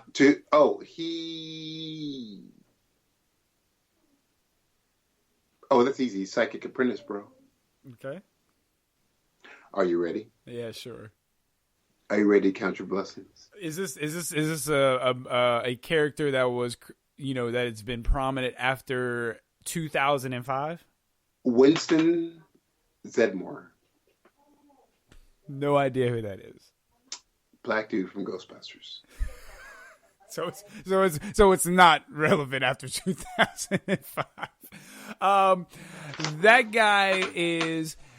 If Eddie, if you have a problem, I got another one that's no. This one's good. This one's good. If Eddie Murphy would have took the role like originally planned, he would have been the leader of that whole batch. But he is a true sidekick ally. I love that. Perfect. Thank you. That was very easy. I appreciate that. That's good. Let's go with Sam from Game of Thrones. You mean wait, Sam from Game of Thrones? Yes. Oh yeah, that's a good one because you know what? I feel like he's meant to be a psychic ally, but I feel like he actually wants in his heart to be a psychic apprentice. I definitely think he's an apprentice. He's definitely grew some balls hanging out with John. And his girl too. His girl made him grow balls too, man. I think his son more. Yeah, I think his son more so than his girl. Yeah, but still, give props to the girl, man. She made him like step up to this stuff. No. She goes hard, but I think if there was no son, I think he would still be kind of the same Sam he was at the beginning. I think the son is kind of what put him over the top. Yeah, I dig it. What you got?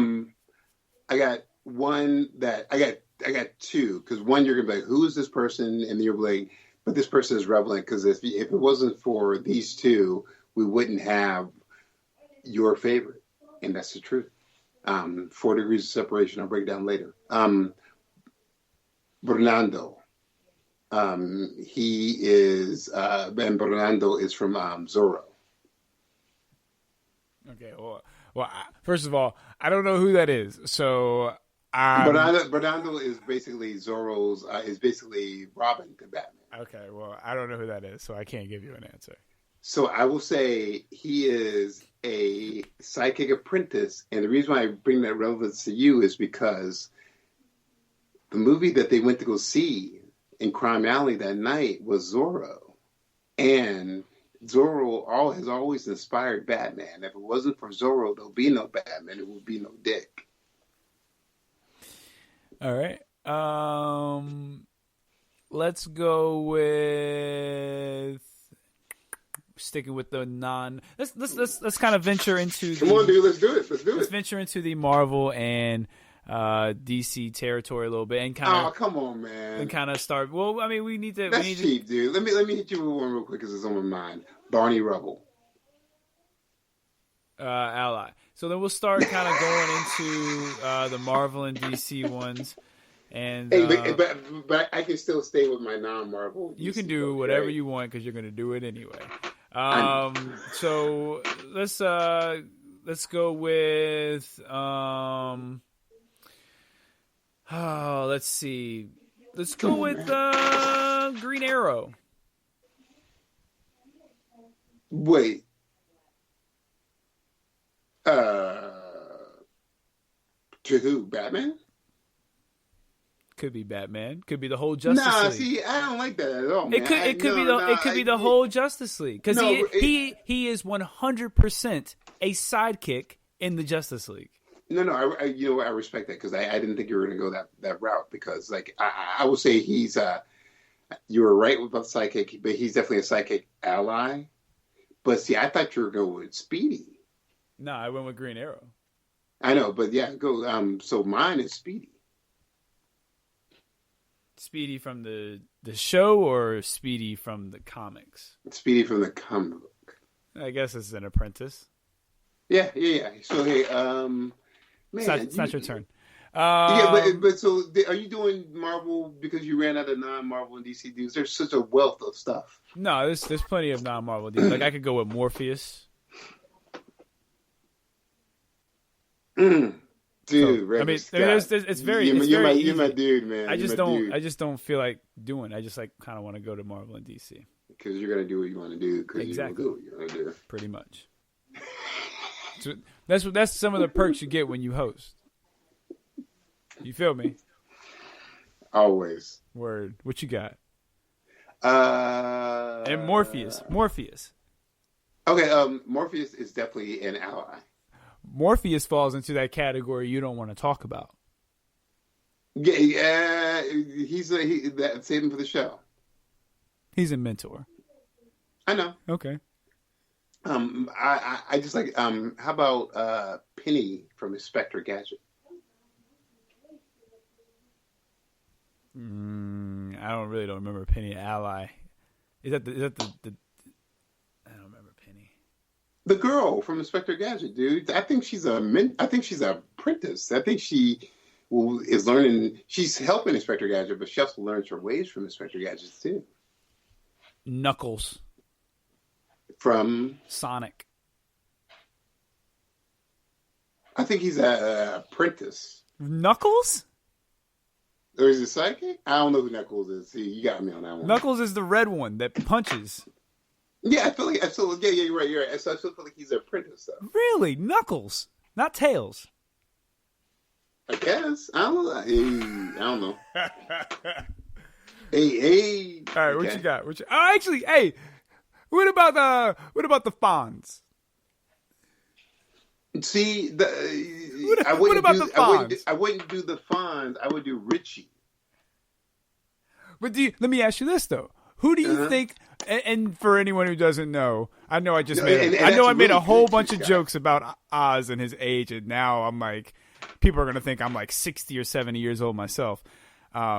This is Happy Days. I love Happy Days, so sorry about that.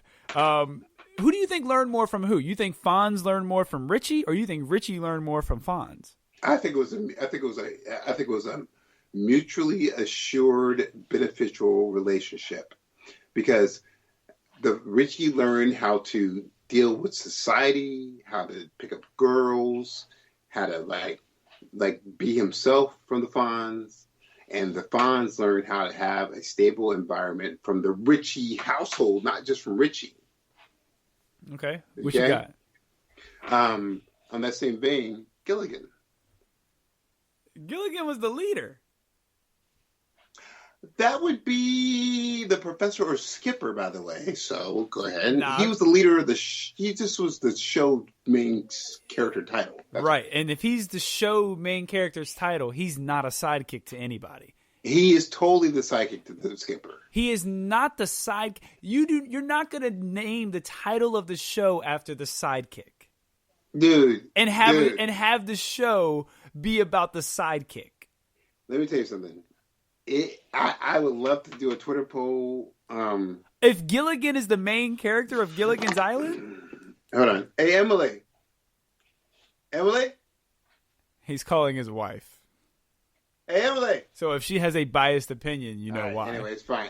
Listen, and now I just blasted out my wife's name and the whole thing. But, yo, dude, please, man, anyone listening to this right now, yes, the show is called Gilligan's Island, but the show Gilligan is definitely listen to the.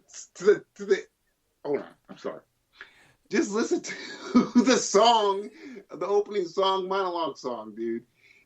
Name me one show that the title character is the sidekick. Because that means he is not the main character of the show if you are the sidekick. Oh, I get it, dude. I get it. But I would even argue to say that you know what? I am 100%. I am 100% going to put that on. Because I would say even Benson was a show about Benson being the butler, but he was like he was like the main character, but he was definitely the side, like in the scheme of it all. And even the show Gilligan's Island says the first mate. Come on, man, dude, he was the first mate of the show. He was the first mate of the ship that crashed. Once that ship crashed, that ladder is gone. No, dude, the ladder was never there. He was bumbling his way towards ecstasy, son. I can't believe you are sitting here trying to tell me that Gilligan from Gilligan's Island is not the main character. No, Gilligan is the main character, but Gilligan is the sidekick to the Skipper. Get it straight. You cannot be the sidekick and the main character. Dude, I'm sorry. The Gilligan is the sidekick to the Skipper. Nah. Jazzy Jeff. Oh God, he is a sidekick ally, son. Carlton. You get two? Okay. Carlton is a sidekick apprentice. Okay, what you got? Fight me on that. What you got? I got Short Round. Who's your person? Indiana Jones, dude. Indiana Jones? Oh, You don't know Temple of Doom? Dr. Jones, cover your heart. Who is he a sidekick to? Kaliman. Who is he a sidekick to? Kaliman. Who is Indiana Short Jones a Round sidekick? is a sidekick to Indiana Jones. So all this confusion is because you don't know the movie. Well, yeah. What do you mean? Short Round is legendary, dude. Short Round is legendary. Again. I Listen. I know you think you were at the barber shop. You miss it having a conversation with your 60-year-old friends who were all 30 and they went to go get a Coke for a nickel. I could literally talk to my 10-year-old son and be like, "Who's Short Round?" He'd be like, "You mean the boy from Indiana Jones? You're missing out, kid." Nah, I don't think people know Short Round quite as quickly as you do. And as a diss to you, I'm gonna mess you up even more. I'm gonna say Haji to you as a number 2 for you. Don't know who that is either. Cool, Johnny Quest. Yeah, don't. Haji must be Haji must be the guy with the turban. Yes, thank you. For those who know, Haji, what you think Haji is? Is Haji a sidekick apprentice or a sidekick ally? Johnny Quest wasn't really one of my favorite shows, so I didn't really watch it. Yeah, I know, dude. I got plenty for you, man. The literary realm, I'm gonna hit you up with everything from all corners. I didn't really watch Johnny Quest, and I feel like when Johnny Quest came out, you were probably a little bit too old to be watching it too. No, Johnny Quest came out, son, in the 60s. Yeah, you were probably a little bit too old to be watching Johnny Quest. That was great. That was awesome. Let's go with Daffy Duck. Sidekick apprentice. Oh, he is not. How disrespectful. I feel like he always wanted to be Bugs Bunny, dude. He didn't learn nothing from him. Now, if you said like Daffy Duck, Porky Pig, I'd be like, that's sidekick ally. But I feel like Daffy Duck always. He learned plenty when Bugs Bunny would explode in his face. That son, he learned quick. All right, what you got? Couple more. Ron, no, we ain't no couple more. I got plenty more. Ron and Hermione. Listen, I don't watch or deal anything that has to do with the devil or the Antichrist. So I don't know what you're talking about. So to everybody who just heard that. This cat said, "I don't watch or deal with anything that has to do with the devil, but I know who these two people are." By the way,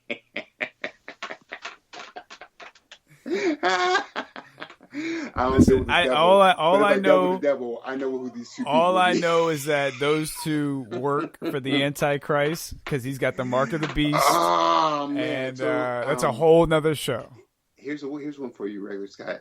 False prophet. Ally or apprentice of the. That's actually that's a tough one. Good one, right? It's actually a pretty good one. What you got? Man, 666. I think the false prophet is an ally. I think the false prophet's an ally. I don't. You don't feel like the false prophet is an apprentice because he wants to actually at least be the Antichrist? I don't think the false prophet is being groomed for anything. Like I think the false prophet knows its role, knows its purpose. That's good. That's a really good perspective on that. You know what I mean? I feel like those individuals, like those lines say they know that thing is they know their purpose. Right. And stuff. Right. Yeah. So that's I think he's just an ally. Then okay. Yeah. Okay. What about let's go biblical. What about okay. What about not this does not include Jesus. Okay, Jesus is not king. What about Peter? Oh, see, that's good. I like the biblical. That's really smart, as usual. You are very brilliant. Or is Peter the leader? No. So here's the thing for you, John the Baptist. Okay, that's what. Okay, that's okay. Yeah. So I'm just Peter's right then. Yeah, Peter. Peter's done some gray water. I really have to. I would have to kind of think about Peter for a little bit. But I would easy fix for me would say John the Baptist to you. Oh, well, John the Baptist to Jesus is a apprentice. Okay, good. I like that. All right. Okay. No, you just gave me one to me, so my turn. I'm greedy. Okay. Joshua. Moses and Joshua. Ally. No apprentice. Really? I always think anybody with anything doing God is an ally, so it's fine. It's fine. Okay. You don't think Moses was teaching him to kind of lead the people? Oh no. I get that. Yes. Like as in like in case something happens. Yeah. Yeah. Right. Yeah. No. That's smart. Here's one for you. Okay. Not to flip it too much. Darth Vader to the Emperor. Apprentice. Oh, yeah, that's kind of easy, right? So let me fix that. Let me flip that. Huckleberry Finn. Who's Huckleberry Finn a sidekick to? Tom Sawyer. The Brothers Grimm. No, wait, that's League of Extraordinary Gentlemen. No, that is just like Mark Twain. Like, isn't Tom Sawyer in League of Extraordinary Gentlemen? Yeah, but who gives a fuck, dude? It's Mark Twain. Okay, well, I only know him from League of Extraordinary Gentlemen. That's cool. Mark Twain is like 1800s. Oh, okay, so about your time. Great, but he's like the embodiment of what it means to be an American writer. Any writer who writes now is influenced by probably Mark Twain. Any satirical writer, this dude was on the fringe of everything. Okay, so what does that have? So I guess what I'm wondering is, why would you think I would know who that is? Because you read books. I do not read books. Look, man, Tom Sawyer. I do not name. You ain't never heard me say. Okay, I read this book. Yeah. Let me rephrase that, because you're right. You were correct. Before they burn the books or keep them in factories, or in warehouses. Never heard me say nothing about no goddamn book. Tom Sawyer and Huckleberry Finn are required reading in any elementary, middle school, junior high, to high school. Well, see, I had Spark Notes in high school, so. Now you had, man. I know what you had for high school. I had. There was Spark Notes. There's all kinds of different things that you could use, so you didn't have to read any stories. Well, then I guess I won't say Sancho from Don Quixote. So yeah, don't say that one then. Okay, there you go. don't say that one. How about Spock? Oh, I love it. Dude, Spock is definitely an apprentice, I think. Okay, what you got? Last one. No, it's not the last one, because I got Sir Brent. I got Sir Braun. Okay, that's your last one? Is Sir Braun? Who you're going to use? No. What I said was, this is not the last one. I got 3 more, and that's one of my 3. Okay, just give all 3. No. Sir Braun, hit me up. He's an ally. Really? Him wanting the castle and everything? You don't think he's trying to be an apprentice to how the ways of our dude works? I don't think he's learned anything. He's the same guy he was at the beginning. Wow. He just made a friend. That's interesting. Okay. Do you read Valiant comics? I read very limited Valiant comics. Are you familiar with Armstrong and Archer? Nope. I will skip that one for you. Dr. Watson from Sherlock Holmes. Watson is an ally. I don't think he's being trained. Are you sure? I mean, I am not familiar with Sherlock Holmes. Oh God, it's written words. I'm sorry, words. Yeah, these words. Yeah, that's another book that you think I've read that I just spark note to get my. I would say that he's definitely an ally, but I feel like he's an apprentice too, because I feel like he wants to learn from Sherlock Holmes. Okay. I was going to say Ned Logan from Unforgiven, Clint Eastwood, but I know you've never seen that movie, so that's okay. Well, that's because you already brought it up this conversation, and I already told you that. I didn't bring up Ned Logan. You brought up Unforgiven, and that's how you knew I haven't seen it. No. But you already said Unforgiven. For you. If you're ready for Marvel and DC, I have some stuff for you. No, we will have to save that for next show. No, because I got Foggy Nelson, dude. I don't put Foggy Nelson in either category. You don't think Foggy Nelson is a sidekick to Daredevil? No, I think he's just an ally. What do you think about Harley Quinn? I think Harley Quinn is a sidekick. What would you call her? An ally. Not an apprentice. No. I feel like she's an apprentice to the Joker, dude. Okay. My last little bits. I got Wong and Clea from Doctor Strange. We'll go with allies. Those are both apprentices to me. They are literally apprentice. Okay. What about Dum Dum from S.H.I.E.L.D. and Nick Fury? Ally. I'm going to go with apprentice on that one, buddy. Okay. I got Jubilee and Kitty, if you want to wrap things up, kind of. Ally. Really? Yeah. Oh, you're just trying to wrap things up. Okay. I do ally. Ally. Who are they apprentice to?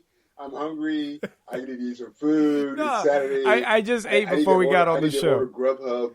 I'm hungry. Yo, man. I ate before we got on the show. Traveling. Nah, look. Who were they apprentice to? Okay, here you go. Because if that's the case, then I'm gonna put every Jubilee single member of the Pride. X family as apprentice. You don't think they want to be apprentice to? They're apprentice to Wolverine. No, I don't think they're apprentice to Wolverine. No. Yes, they totally are. I don't. They learn how to fight from this dude. That's part of class. That is required learning. That is part of the required. So if I class. say Stick and Daredevil, what is Daredevil to Stick? Stick is Daredevil's mentor sidekick. What is Daredevil to Stick? Not what is Stick to Daredevil? What is Daredevil to Stick? Daredevil to Stick is his leader. Daredevil is Stick taught Daredevil how to fight, but that's his leader. Just like Morpheus taught Neo everything about the Matrix, but Neo is running things. Yes, just like that. Morpheus is still the leader of the movement. Morpheus is not the. If Morpheus is the leader of the movement, and freaking Neo is straight up the atomic bomb. If Neo goes, Morpheus, I'm gonna go do what I want, and you can't stop me. Morpheus is gonna be like, okay, go ahead. Right, and the whole thing is what we learn, not from what regular Scott says, but what we learn from the movies is that Morpheus said, "I know you're the one. How do you know I'm the one? Because I was told that I would be the person to find the one."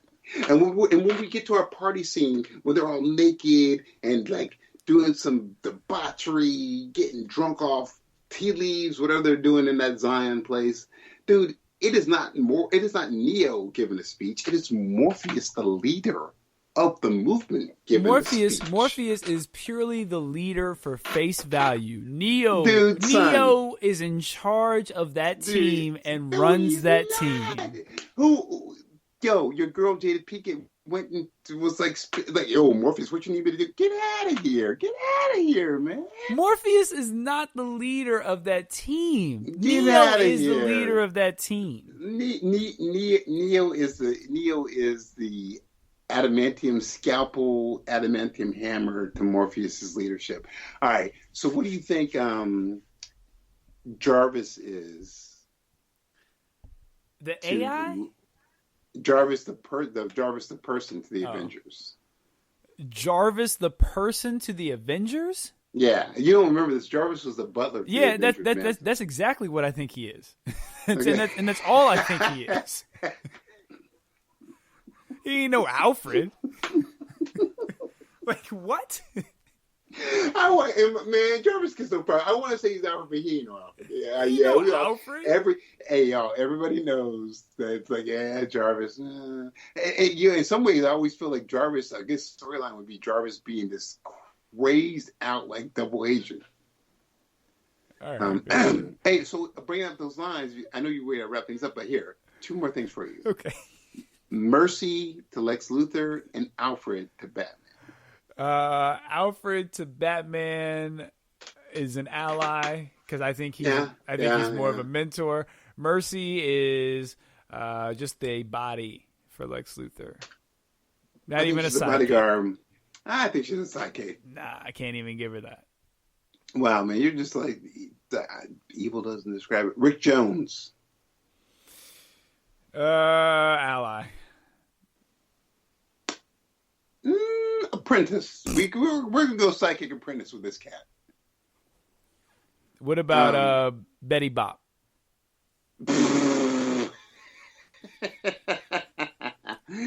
To you, she's definitely an apprentice to you. Hey, yo, so are you familiar with Spencer for Hire? No. Jesus. I was going to say Hog, but you don't know who Hog is. Okay, so are you familiar with the $6 Million Man? Nope. I was going to say Oscar. No one, JVD. Anybody out there? Anyone? JD, JVD. Anybody out there? Help me out. Dude, none of them are 60 years old either. Okay, Rhodey. Rhodey is a sidekick ally. A sidekick apprentice, dude. He got the simp. That doesn't mean he's learning from him. He ain't learning nothing from Tony. Hey, man, I've had 7 beers already. I'm going to tell you this. Rhodey, I'm beer number 5. I could have told you Rhodey is a sidekick apprentice, man. Come on. You know he's a sidekick. You're just being contrary. I'm not. He ain't learned nothing from that man. John Stewart to Hal Jordan, then. And then there's silence. Apprentice. Oh, sweet. Is that what you've been waiting for me to say? Apprentice? I ain't waiting for you to do nothing, dude. I ain't waiting for you to do nothing. Falcon to Captain America. So now we're just randomly mentioning any type of sidekick we can think of. No, I do. I got my list, dude. It's not any way I can think of. It's my list. I got. So go ahead. Go ahead. Go through your list. No. I said it. Falcon to Captain America. Well, we all know that's an apprenticeship. Give one that's that's hard. Give one that's hard. Yeah, but the ones that are hard are like, I wasn't born then. I'm like, oh, hell. All right, hold on. Let me think about it. Don't think of anything from your childhood. Donkey. You already said donkey. Oh, crap. Tattoo from Fantasy Island. I don't know what Fantasy Island is. Okay, that's cool. I got some more. I don't know. But it's disturbing, but it's cool. Oh my God. Scrappy Doo. Oh. Yeah, yes. Scrappy Doo is just an ally because no, dude, that Scrappy Doo is definitely sidekick apprentice, dude. Nah, he's an ally. You ain't even watched the cartoon. Regular Scott, this cat, every word, literally, I shouldn't say cat, this dog, every word out this dog's mouth is like, Uncle Scooby's the greatest. He's amazing. He can't do anything wrong. You know he is an apprentice. You're just being contrary. You know he's an apprentice. He's not an apprentice because he doesn't. First of all, Scooby doesn't even take Scrappy on half of his adventures. If you watch the cartoon, you don't watch the cartoon. Dude. All Scooby does is try and teach this dude. No, he doesn't, man. That's not true. No, it is true. First of all, you don't watch the cartoon. Half the time, Shaggy and Scooby are going, whoa, dude, don't do this. And the other half the time, Scrappy's going, but you're my uncle. You're brave. Get out of here. Put it to a poll, and I'm going to tell you like this. Between sidekick, ally, apprentice, that dude's an apprentice, man. Well, that's because we've already put apprentice and ally under sidekick. But we know with those categories, he's not an ally. He's an apprentice. Okay, if that's what you think, we're allowed to have different opinions. No, we're not. All right, have you gotten all your allies and stuff? You got Ford, your fix? Another one because it's a book. Ford Prefert. I don't know who that is. He's the dude who he is the ally, and the Hitchhiker's Guide to the Universe. He's the one who says, "Always have your towel with you." Okay, so, great. All right. Last but not least. Did I say Rocky from Rocky and Bullwinkle? No. Rocky from Rocky and Bullwinkle. Ally. Damn. Yeah, I think that's right. Because I don't think he wants to. I think he thinks he's Bullwinkle as a fuck up. Okay. Skeeter. From Doug. Dang.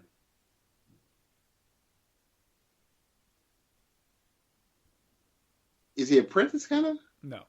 Hiei. From Yu Yu Hakusho. I could not. Okay. Yeah. What about that? How about Kuwabara? You heard of that one?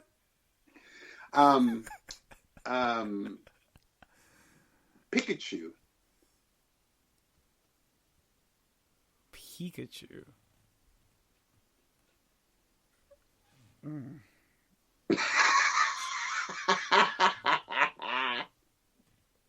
I don't know, man. That's tough.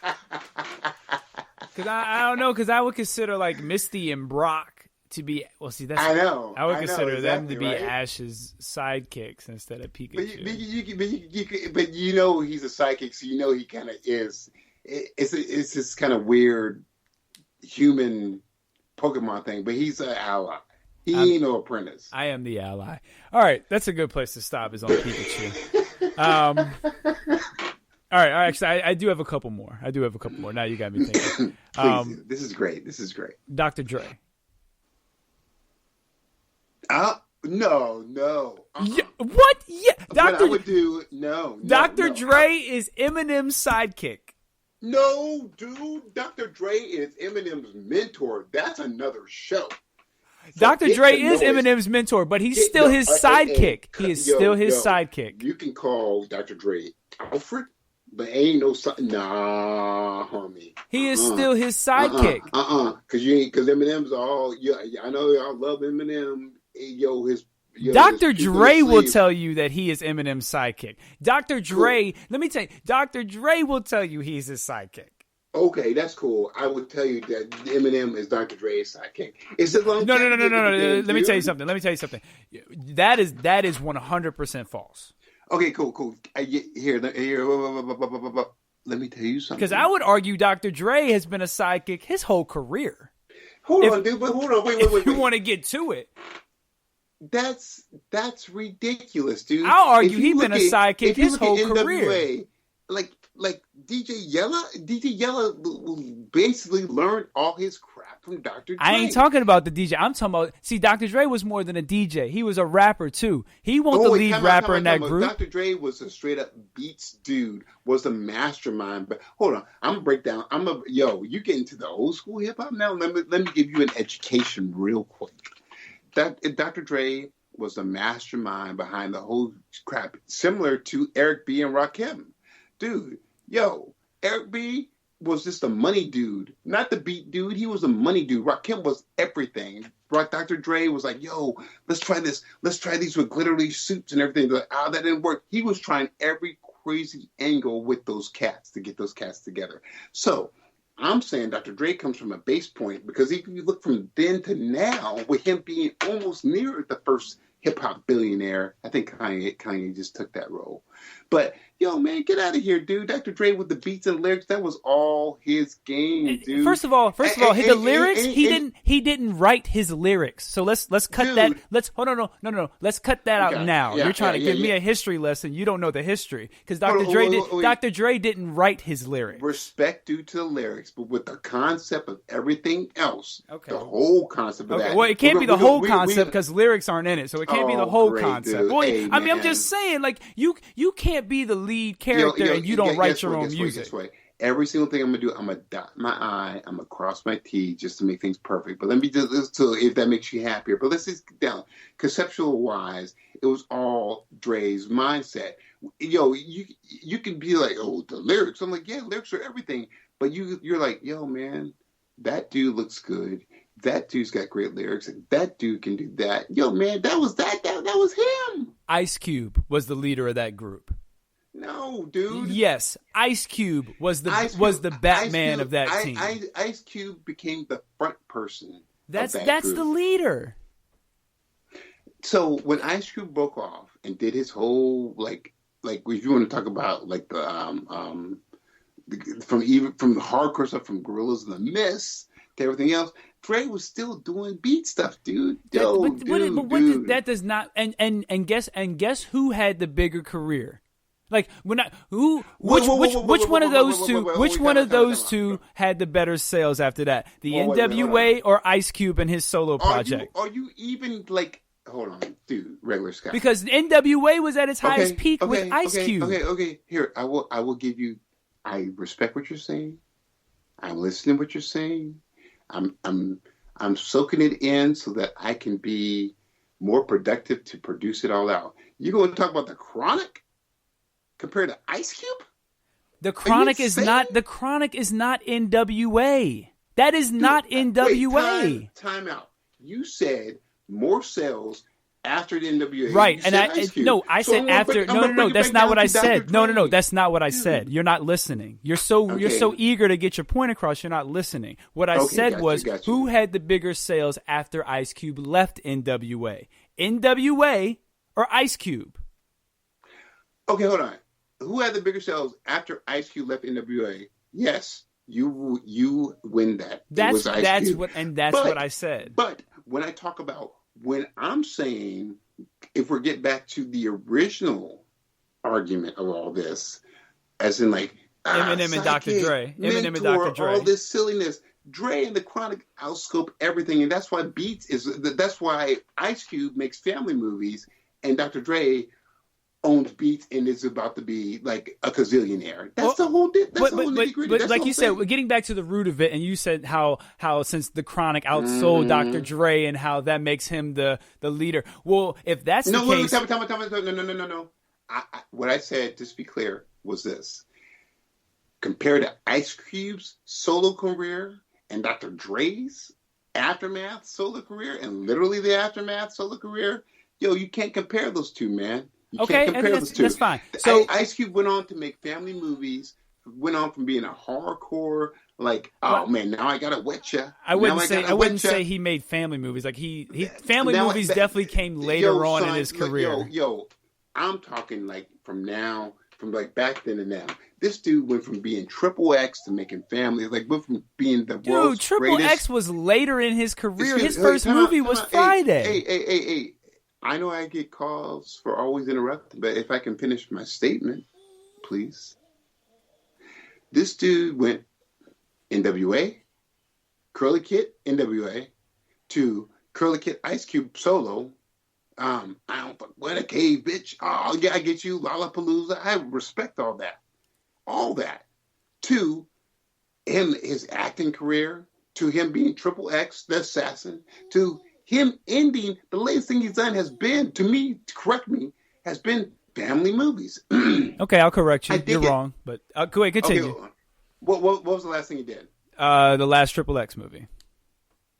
Dude, he's had other and then before that, he did the 22 Jump Street and 21 Jump Street, which are neither a family movie. So that's 3 of his last movies. Bro, listen, I'm just giving you the facts. That's not. No, what do you? Bro, that's not what. All right. Okay. So those 3 are not family movies. We can just get to the speed of anything. And then you look at Ice Cube's career, and you look at Dr. Dre's career, and the legacy of Dr. Dre, the legacy of Ice Cube. Who remembers Ice Cube's hardcore band except for me? Name one song from Ice Cube's punk rock hardcore band that you know of. You don't know any of them. I do, because no one knows about that. But tell you, name some songs from Dr. Dre. Name me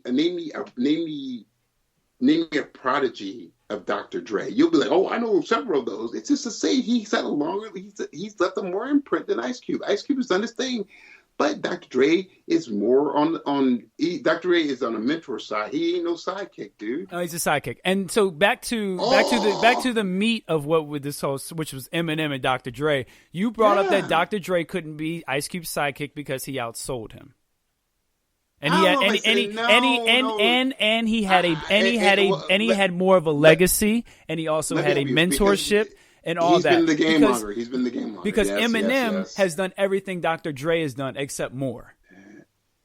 So everything you just said about Dr. Dre and how he's better than Ice Cube, Eminem has done more than Dr. Dre. I love it. So I just wanted to make sure that you know.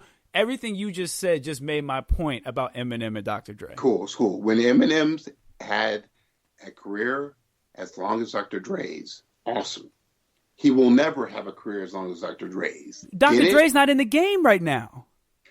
What are you talking about, dude? He still is in the game, but beats. He just sold beats. That's Hold on. What game are you talking? Are you just talking about? Are you just talking about business, or are you talking about like in the rap game?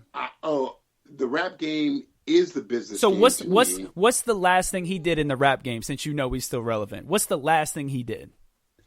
So here's the thing. I don't know what he's doing underground. Do you know what he's doing underground? Yeah, no. I know exactly what the last thing he did was. I just want to know if you do. If you. No. Well, hey, I'm always for education. Go for it. No. No, listen. Because I listened to it. Wait. Oh, time out. I'm always up for an education. And I heard you. And I heard you. And so now it's my turn to talk. But you don't hear me though. No, I do hear you. So. I know exactly what the last thing he worked on is, and I know what the last few things he's worked on is. You don't, but you just assumed that he was in the game. Oh, and wait, you, come on. You just assumed that his career. Here's my timeout. Here's my timeout for you. Okay, I don't need to hear your commentary. Tell me what the last thing he did. That's all I asked you. Last thing he did was Eminem's album. Okay, so. Like the like the latest Eminem album? Yeah, he did a beat on there. Okay, so here, chill out, cool your heels, sit back, have a drink. This is not like a one-up thing. Yo, if you knew the last thing he did was a beat from Eminem's album, you know he's still in the game. So stop. You know he's still in the game. That's not in the game. That's not in the game. That's not in the game. That's not in the game. Hey, look. Let's just move on. We're not changing each other's mind.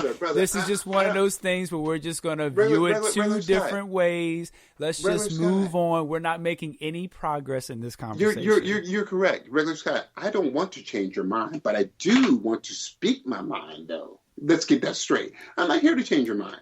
That's for you and as an adult to do that. But I'm here to speak my mind and to give my rant. So let's get back to what we said before we move on. You knew Dr. Dre did a beat. I don't care if he did one like a ding. He did a beat on Eminem's latest album. So he's still doing stuff. That's the point. He's still out there. He's still doing stuff. Now give me the latest song that Ice Cube did. You ain't got nothing. Hold on, but that's not. That's no. See, you don't. No. See, here's the thing. This is the perk of being the host. I get the last word, not you. That's the perk of being the host. I get the last word. So peep this. Here's the perk of facts. Right. So peep this. Right. Here's the perk of facts. Here's the perk of facts. Dude, name me the last thing that Ice Cube did. Name me the last thing Dr. Dre did. Who's the game? The only reason I know what Dr. Dre did is because I am a huge Eminem fan. So if I looked up what Ice Cube did, I'm sure it wouldn't be too far out of the last few years. I'm pretty sure it has nothing to do with music. He's been writing a lot of stuff. I like semi-writing stuff on movies and stuff. But for the game that they started in, your boy's still doing his thing. Your boy is still doing his thing. That's okay. Well, it doesn't matter. Like I said, you like to hear yourself talk, so you needed to hear yourself talk in the end. I get that. I got it. Yo, as Karis once said, I love the way nobody else can change me. Okay. All right. So Ice Cube just put out a song in 2018. When the last single that Dr. Dre put out? Wait, hold on. Time out. Did Dr. Dre put out a beat for Eminem's latest song? No. You asked what's the last single that let's go ahead one up it. What's the last single Dr. Dre put out? What year? Because I bet you Ice Cube is more relevant than Dr. Dre when it comes to a single. I'm gonna say it like this for all the fans of Eminem that I'm gonna take a crazy stretch. And Uncle Oz is always wrong about things, so forgive me for being wrong about this. Very true. And I'm going out on a limb, but I'm going to say there are more Eminem fans than there are more Ice Cube fans out there in the world. Just by demographics of there being more white people who love Eminem than white people who don't even know who Ice Cube is. What does that have to do with anything? Let me bring it full circle to you. Ice Cube had a song, which is awesome, in 2018. Feel me out here, people. Feel me, people. Feel me. Ice Cube had an awesome song in 2018. Eminem put out an album that had a Dr. Dre beat in 2020. Who do you think people will remember? The album didn't come out in 2020. Okay, respect to 2019. I'm sorry. No problem. You're right. No problem. Who do you think people will remember? Ice Cube's awesome song, which I'm sure maybe talked about him being a family man, making family movies, or people going, "Yo, man, Dr. Dre did a beat on the Eminem song." You tell me what people are doing, dude. Most people don't even know Dr. Dre did the beat on the M album. Oh, kiddo, Kinko. Kinko. I don't think you're right about that, Kinko. All right. Well, it doesn't matter. Let's get to our final blows. What you got for the final blow? Final blow.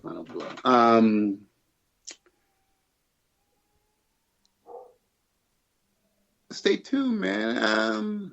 Okay, so you got nothing. I think, jeez, wow. I think that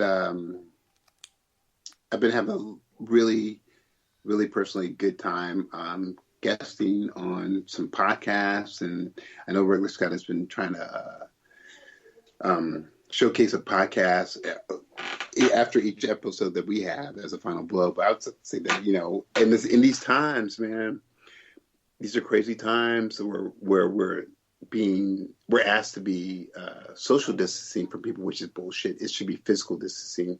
You can still be social. I think podcasts still, like I was reminded that podcasts have a very huge relevancy in people's lives. It's not just like people want to hear what you have to say. It's just that people want to get comfort in saying, like, yeah, man, I agree with what Regular Scott had to say because he's absolutely right about that, or I agree with what Uncle Oz had to say. It's just about providing comfort to people to make you feel that, I'm not alone and my thoughts aren't that crazy. Now, if you got some crazy thoughts, okay, but just to give comfort to people, just to say that, what I feel, other people feel, and what I like, other people like too. And that's the smallest thing we can do as human beings to connect to each other. That's my final blow. I'm going to, for my final blow, like I said, Oz and myself were guests on the Villains Demand crossover collision. And I am going to play a clip from that to kind of preview that. I've been shouting out different podcasts, so I'm going to plug a few. Again, unsupervised, make sure you check that out. We were on that episode. We had a lot of fun with that, talking to little Roy Williams, little Rona. A couple weeks ago on the Defy Life podcast, check that out. And here's a clip from the Villains Demand crossover collision podcast. I'm going to play this real quick. Yeah, no, I like that. Let me think about a good matchup, man, because ever since we've had you guys on, I've just been trying to think of some really crazy ones, though. So I think Scott's got a real good one. I'm interested to do that one. That one's very different. I hope he's not on right now, because I would say that is actually really good. So. I am here, and I and this is recording right here, so that's on tape. You want me to cut that and send it to you? Yeah, I just need you to send that to me in a sound bite, and I can play that as another one of Oz's memorable sound bites during the show. So, what are you doing on a Sunday?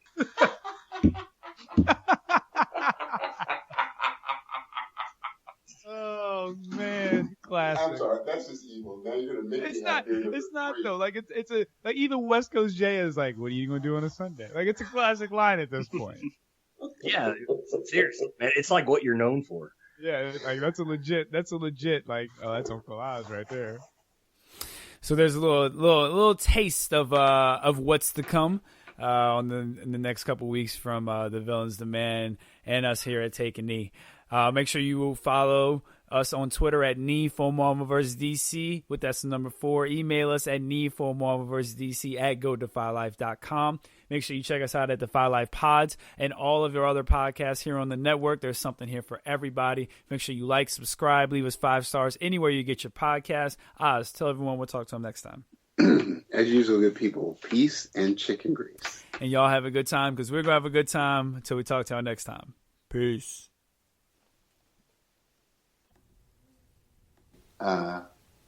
You know, what you doing on a Sunday?